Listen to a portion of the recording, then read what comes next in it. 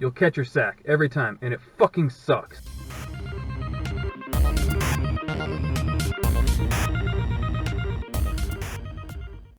Good morning, and on today's video, 5 things I dislike about my 1993 Chevy C1500.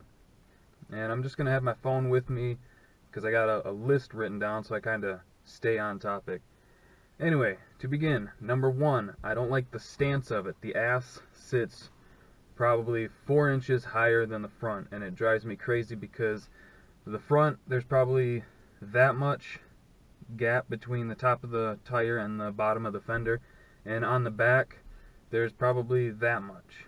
Probably not quite that much, probably about roughly 3.5–4 inches of gap versus the like 1.5 to 2 on the front. It just drives me crazy. Number 2, the mismatched wheels. On the front I have 17x8s and on the back I have 15x8s. That is entirely my fault, and it's something that I'm hopefully going to address soon. The 17s were leftovers from a previous project, an 84 Cutlass that I had. So I just ordered some quick wheel adapters and just threw them on here because I didn't like the wheels that were on the truck. And I did have 17s all the way around, but I didn't like on the back. The wheel wells of these trucks are so big that, like, here's the wheel well and there's the tire. It just looked ridiculous to me. So I threw on some 15s that had much bigger tires and it looked better. So I'm probably gonna order some 15-inch tires, wheels and tires for the front soon. The number 3 thing that I dislike about this truck, and this is all my truck in particular, obviously each truck's gonna be a little different. Some people don't like single cabs. I prefer single cabs. I think they look better as long as it's a single cab short bed. I'm not too big a fan of long beds. The number 3 thing that I dislike about my truck in particular is it doesn't have enough power.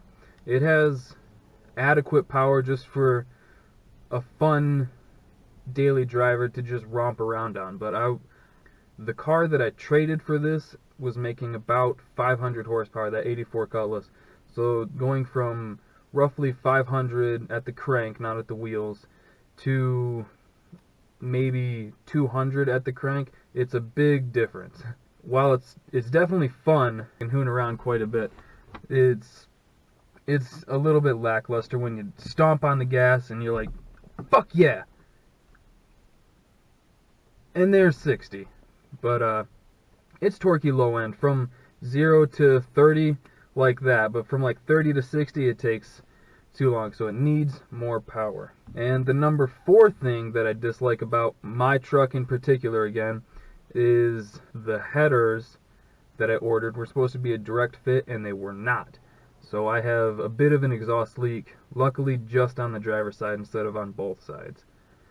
So again, that's something that is on my truck in particular, and I will again hopefully be addressing that soon.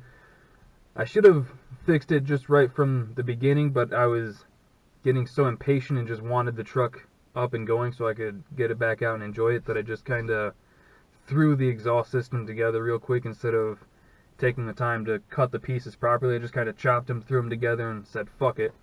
So I had a couple pinhole leaks that on the bench they didn't look that bad, but once they were on the truck it's pretty noticeable of an exhaust leak.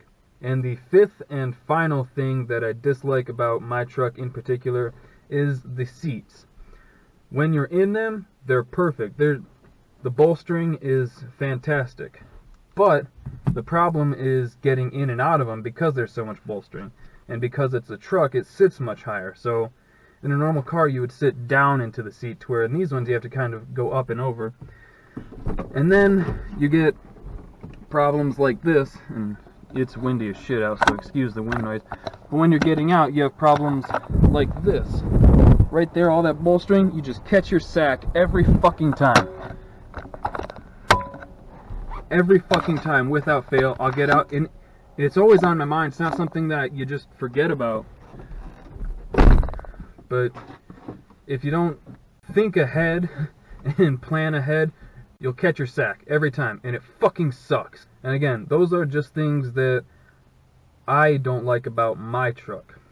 Every truck isn't going to have the same problems.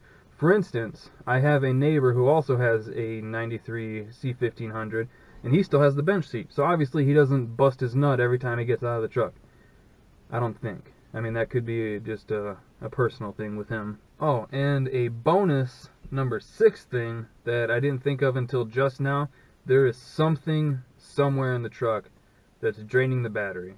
So if it sits for more than 2 or 3 days, the battery's dead. Nothing. And it's almost a brand new battery. It's a few years old, but it's still a good battery. So those are the 5 plus 1 things that I don't like about my 1993 Chevy C1500. If you enjoyed the video, please subscribe, take care, and have a great day.